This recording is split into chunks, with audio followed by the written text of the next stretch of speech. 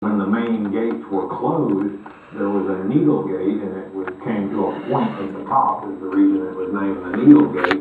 And if you came in at night, after the main gates had been closed, the camel had to basically get down on his knees. They had to unload his gains, or his ill-gotten gains, symbolic, to get him through the gate. And certainly a large number of the enemy couldn't enter in through the small gates all at one time. So using the gates wisely is what's going on. And the best defense of the city. Verse 4. Now the city was large and great, but the people were few therein, and the houses were not builded. In chapter 11, we'll see some efforts to increase the population of Jerusalem. Bullinger points out that this was before Ezra arrived, for according to Haggai, the people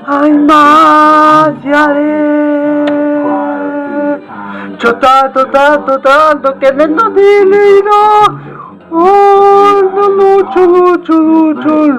consigo. No pongo lo de baleno sin la tu carne me mete.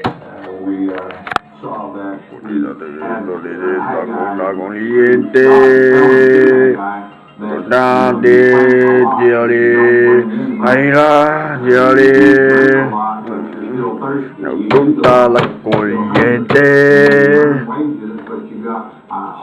Junta la corriente.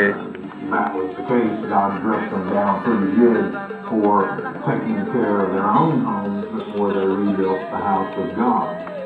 Verse 5. And my God put into mine heart to gather together the nobles and the rulers and the people, that they might be reckoned by genealogy. And I found a register of the genealogy of them which came up at the first, and found written therein. And genealogies are very important. Without the record or register of genealogies, there's no way we can understand the key of David, Revelation chapter 3, verses 7, 8, and 9. So, very important. But we're going to skip over it. You can read the names just as well as I can read them to you. Let's do verse 6, and then we'll skip ahead.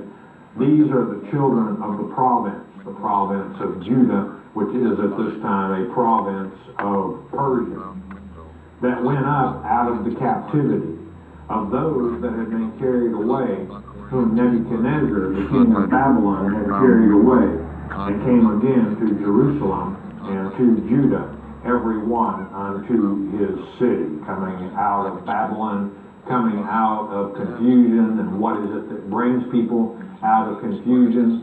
The Word of God, and we'll see in our next lecture, perhaps the latter part of this one. Let's skip ahead, and we're going to pick it up in verse 73, but while you're skipping ahead, note in verse 46 that we got the Nethinim back in there. 57, verse 57, you have the children of Solomon's servants slipping in there. So here we have a record of genealogy, is my point, of the tribe of Judah, but you got the Nethinim and the sons of the children of Solomon's servants also in it. Con la corriente, con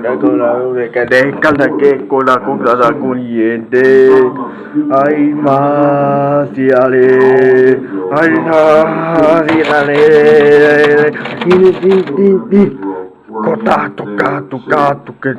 Chapters 8 through 10, we're going to see that the people focus on the worship of Yahweh by the leadership of Ezra and the priest, also at the encouragement of Nehemiah.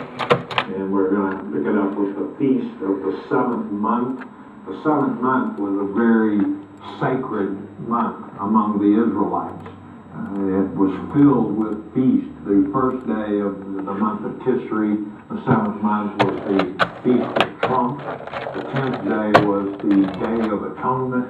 Then on the 15th, you had Sukkot in the Hebrew language. Some people call the Feast of Tabernacles, which is a 7-day feast.